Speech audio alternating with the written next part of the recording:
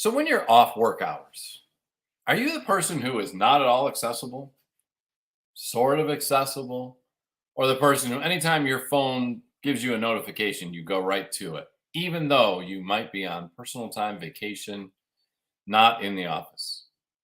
We're going to talk a little bit about accessibility during your personal time and more on episode 879 of today's Antidote.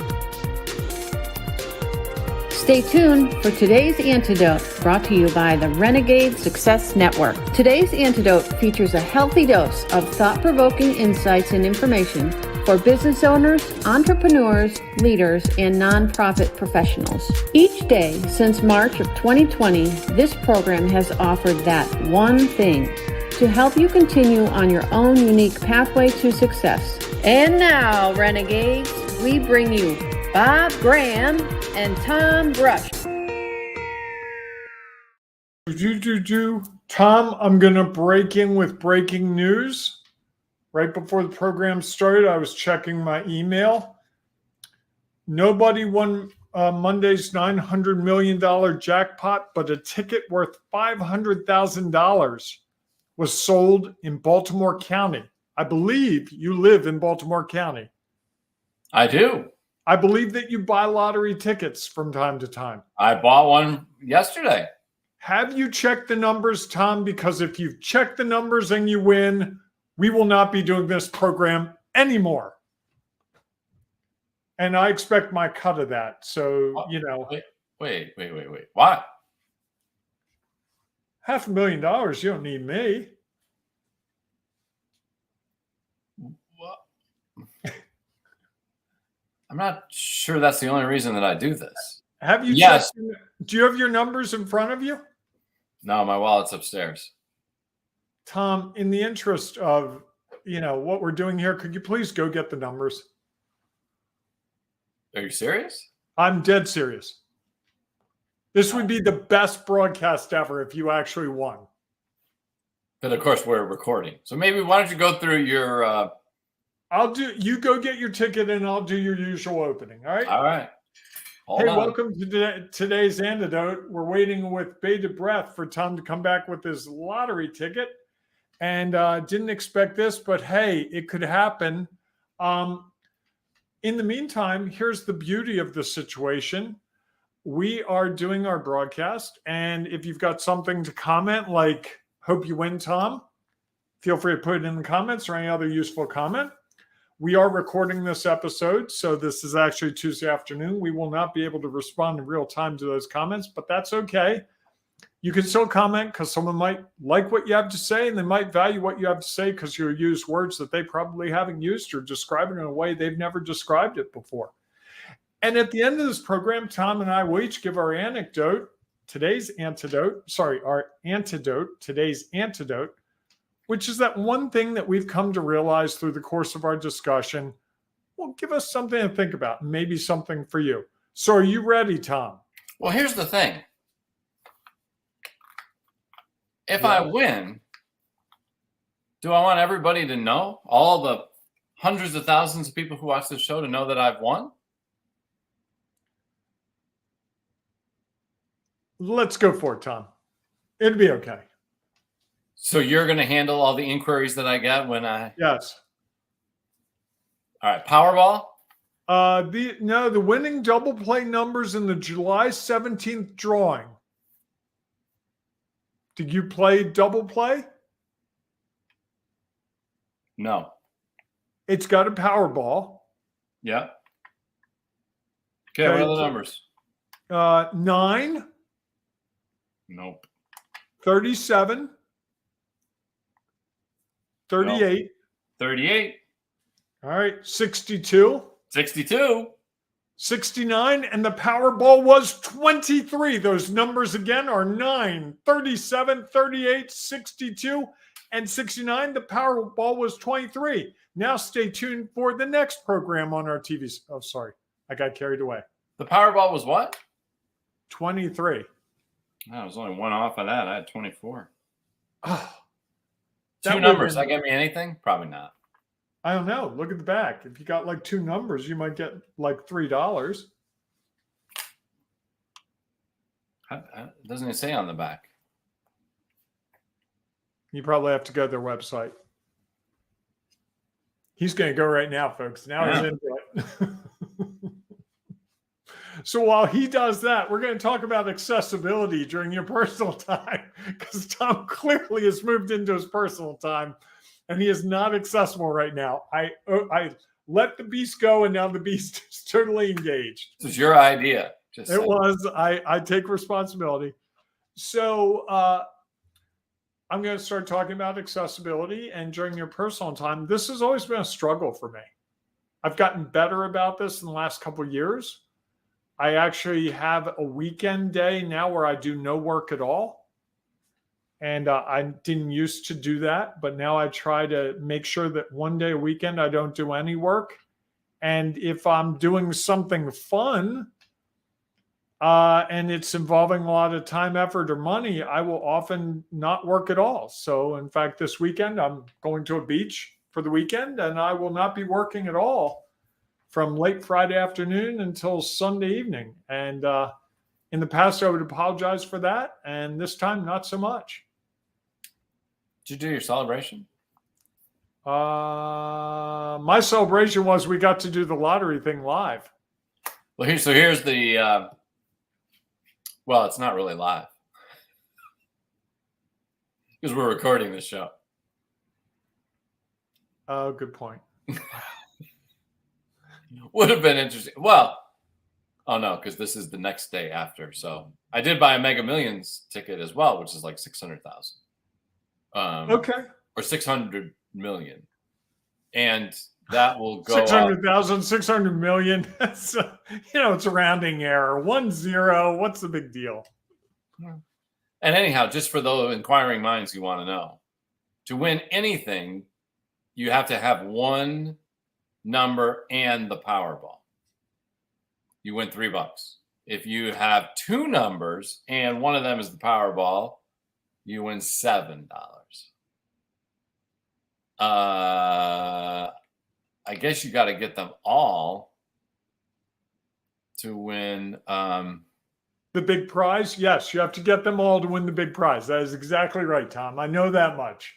Here we go. Powerball prizes and payout chart. I'm celebrating the fact that I'm learning more about the Powerball. That's my celebration, just in case. Glad we can provide that to you. So here we go. Here we go. If you get the Powerball, just the Powerball, you win $4. Okay. If you win, and I think this was from this yesterday's drawing. Okay. If you have match one number and the Powerball, you get $4. If you get match two numbers in the Powerball, $7. Match three numbers, $7. Match three numbers in the Powerball, $100. Match four numbers, $100. Match four numbers and the Powerball, $50,000. Okay. Match five numbers without the Powerball, you get $1 million. And if you match five numbers and the Powerball, you get the jackpot. You hit it all. There were 5 people who had 5 numbers. That's crazy. That is high. Yeah. Wow. So your odds, folks, this is today's Antidote lottery version. You started this. I did start this. Share some more value around the Powerball. Did you hear what I said about my accessibility during my personal time? Not really. Okay. I was talking about how it used to be really hard for me to take personal time and just completely divorce myself from work. And more recently, I've been able to do it by just saying I'm not going to work one day of the weekend. Just not at all. Don't check my email. Don't check my work text. Nothing. Never. I try to be really consistent with that one day of the weekend. So I didn't touch it on Sunday this weekend. Not at all. Okay. This weekend coming up, I'm going away. I'm going to the beach for the weekend. And I don't plan to do any work at all. Okay. And what is going to be different is I'm not even going to take a computer or an iPad. I always take a computer or an iPad. I'm not this time. Okay. So, how many hours are you putting in during the week beforehand? I don't know, 50, 55, 60. Who counts? Well, I think that's the interesting, to me, that's the interesting question is, does it matter that you're not doing work on this weekend if you dive into other personal time during the week to make up for it? What's the difference? I always feel guilty when I'm not working. Why? I don't know. I really struggle now. The way my schedule works, I start working around 7 o'clock with you because I consider this program work. No work in the sense that I'm not, I can't read a book. I can't go play golf, can't go for a run, can't play my guitar, all those things. And so it hit me a couple months ago. It's like, whoa, I started 7 a.m. What's 8 hours from 7 and 8? That would take me at 3 p.m. Geez, I'm sitting here thinking I have to work till 5 or 6 o'clock to get 8 hours in. And I started to realize it's like, that's the other thing. So I will stop working. Yesterday, I stopped working at 3 and felt really guilty by 3:15. And I'll feel guilty on Friday. I'll stop working Friday probably by noon. I'll feel guilty for all weekend about that. Even though I've logged the time and I've done the work, this week, arguably, I could stop working right now, and I've done substantial work for the week. So why don't you? I would feel incredibly guilty if I stopped right now. It's Tuesday the 18th at 2:46 p.m. So in 14 minutes, technically I could stop for the day. Why? Why do you have to work 8 hours a day? I'm telling you, that's how my mind is wired. And I don't think I'm alone. I think there are plenty of people out there going, oh yeah, I got to log my 8. I think that's what happens to a lot of people who are in leadership roles. A lot of people who own businesses come from the corporate world where you log the time. And it's funny because I'd work 8 hours a day at one job and I didn't do a whole heck of a lot 2 days of the week, and no one seemed to care. Well, and the question would be, why? Why don't you just go to work 3 days a week? Right. Absolutely. That is because it was one of those places where you worked 5 days a week and that's how they were. And I think that's where we're starting to see the shift more and more is, get the work done. That's what was great about being a salaried employee. Although when I became a salaried employee at most of my jobs, it was really just a way for them to say, hey, work more than 40 hours a week and we're going to pay you what we pay you regardless. You work 50 hours a week, hey, that's on you. 60, hey. Well, I think the difference is they're the one who gets to set it based Right. on whatever they believe it has the value. Clearly, in that case, then they're setting it on how much time are you spending there, not the work that you're getting done. Right. And I think that's the challenge for all of us is we think, so you're saying you think you're not impacting your personal time by taking the whole weekend off. When in reality, if you don't just look at the weekend, but you look over the 7 days, the likelihood is that you have impacted your personal time significantly, given the extra time that you put in during the week to make up for it. Like it always seems like it has to be a balancing act of I have to have this many numbers in. And I think where I've started to go to and still struggle with it, have challenges with it, not about the number of hours I put in. It's about getting the work done that I need to get done, the quality of work that I do. So if I don't, it's interesting because I had 2 calls earlier today. We did our show. I knew we had to do our show. Part of me is like, I could be done and be okay with that. I have one other thing that I need to do. I don't need to do, but I would like to do. And I could always go take a nap, go sit outside, go work out, come back a little bit later and do it. And Blasphemy, I tell you. You can't be a business owner. You've got to be working 24/7. Come on, Tom. Says who? I actually think that many business owners work less than that because they figure out how to do it differently. Well, and that's the thing that, and some of this I'm being extreme just for purposes of our discussion. Some of it, not a lot, but some. But there are days where, like, I've given presentations sometimes where I remember I was in a city a couple years ago and I gave a presentation. It was 10 to 12 and it was a hard presentation. The audience was rough. Just, there were some issues. I got through that presentation. I was like, I'm done for a day. I was out of town. I went and had a nice little afternoon of seeing a town I wouldn't normally see. And I was like, I didn't feel guilty because, like, if someone sees me, you know what? I did a heck of a job. Those 2 hours were really powerful 2 hours. I also made a fair amount of money in that time as well. Well, I think that's a question too, is, what is the value of your time? Right. If you measure it that way. Or and what's so many people I know measure it with, a 40-hour week. So I made X number of dollars in 40 hours. But when you look at how many hours they put in, it's 50 or 60. Well, it's because what they know. And it's not always efficient time.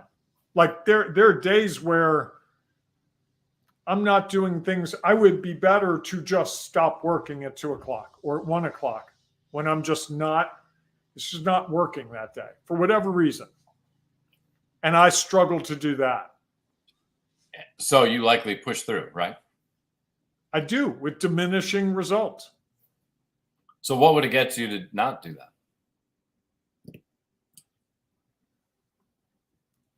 that? Consistent revenue. And you're certain that by putting in the extra time, you're going to get consistent revenue? No, I'm not certain of it.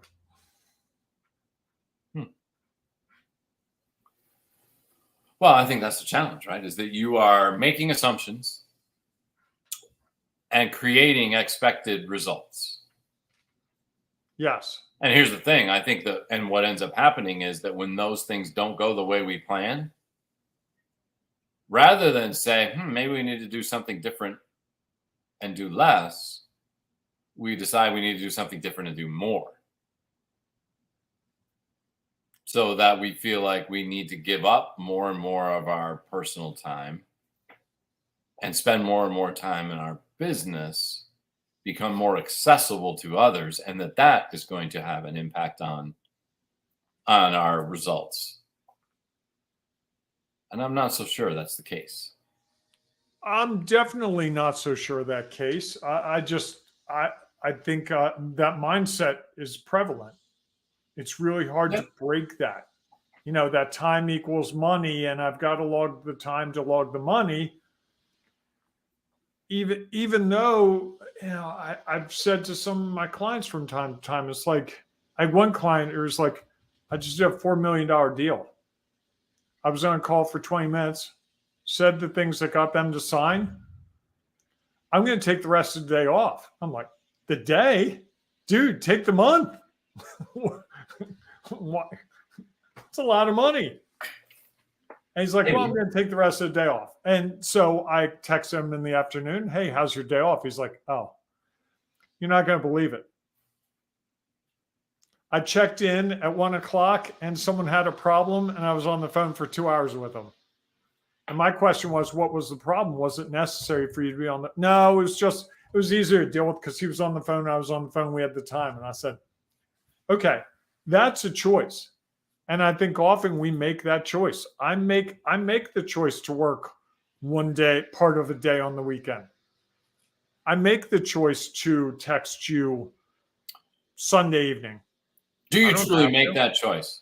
That I think is my question. The big question for me is it truly a choice, or are you so conditioned to this that yes, it's a choice and it's not, that it becomes an expectation? Well, if you don't make a choice, you've made a choice, right? Right. I'm not consciously sitting there. I mean, this past week I did with you. I'm like, it's Sunday. I'm not working on Sunday. Tom's just going to have to suck it up and we'll figure it out tomorrow. And the world didn't come to an end. I was worried Sunday night. I'm not going to lie. That to me is the thing, is if you can go through and make that a choice and not worry, then you're making a choice. The moment you start worrying about the choice you make, you didn't really make a choice. I got a long way to go on this one. Well, I think that's the thing, is that if it's truly a choice, then it doesn't matter which choice you make. Work, not work. I'm okay either way. If you're not okay either way, then you're not truly making a choice that is not being influenced. And I think that's an important thing for us to consider, is people say that they choose to do work on the weekends. And most people, I would say, I don't buy it. I said, if you can truly not do work on the weekends and not think about it or worry about it, then you've made a choice. The moment you start worrying about it, wondering about it, feeling guilty, it's no longer, then you don't make that choice ever again. So the choice is already made for you based on how you felt the one time you tried to do it. Do you have your one thing? I'm not sure. Go ahead. I would say if you don't prioritize your personal time, it's very easy for every time, all time to be work time. And if all time's work time, what's the use of doing work? Because work's great. I love doing my job, but I also need time away. And I find on the weeks where I don't get the time away, I'm not as good an employee the next week. My owner doesn't like me as much that next week because I'm not as focused. I'm not as eager to do the things I need to do because I feel like I've been inconvenienced and I've just worked too much.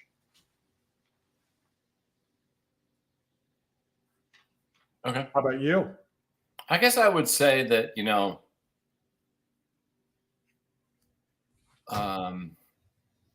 I think that our accessibility during personal time is a little bit about what we talked about yesterday. It's about priorities. And when do we, and again, the balance between priorities and choices. Like I can say that I would probably, if I went back and asked my previous self, earlier self, if it was a choice to do work when I was on vacation or at home at night, and I would say, yes, it was. It wasn't. It wasn't. It was. I would have felt guilty, felt weird. I would have been twitching because what could be going on that I need to know about. So it wasn't really a choice. It was a made up excuse to allow work to impact my personal time, and not my personal time. I became too accessible to work. And I know, and everybody's going to say, I imagine, that it's so hard to get away from it because of all the ways you can be notified today. And I said, BS. That is also a choice. You can put your cell phone down. You can do what you're going to do. You don't bring a laptop. You don't bring probably have to bring a cell phone, but you don't bring an iPad. You turn off all your notifications on your phone. Maybe even tell somebody that, hey, who are the people that you prioritize over anything? If there's an issue, call this number. It's not my number because I'm not looking at my phone. Call them and say, hey, there's an emergency. We need to talk. I'll have my phone will be available, just not going to look at it. And I think until you can truly do that, then you're creating accessibility during your personal time, not as a choice, as just that's the way it is. I like that. I'm going to prioritize a meeting I have in a couple minutes. So can we wrap this puppy up? We can wrap it up. All right. If you have one thing you'd like to provide, please feel free to share it in the comments, and we'll get back to look at it. And if you're listening to the podcast, there's no opportunity to share your comments. So please join us in our Sculpt Your Business from Chaos and Confusion to Confidence and Control Facebook group, where you can share your thoughts and ideas there, and you can gain value from those who share it as well. If we don't see you inside of the Facebook group, we will see you Friday morning, 7 a.m. ish Eastern time for our next episode of Today's Antidote. Hey, whatever you do, embrace it. Renegading you, it's so worth it. Go out and enjoy your day. We'll see you soon. Hey, sculpt your business, sculpt your business, sculpt your business. Go to renegadesuccessnetwork.com. It's all there. Sculpt your business, renegadesuccessnetwork.com. That's all there is to say.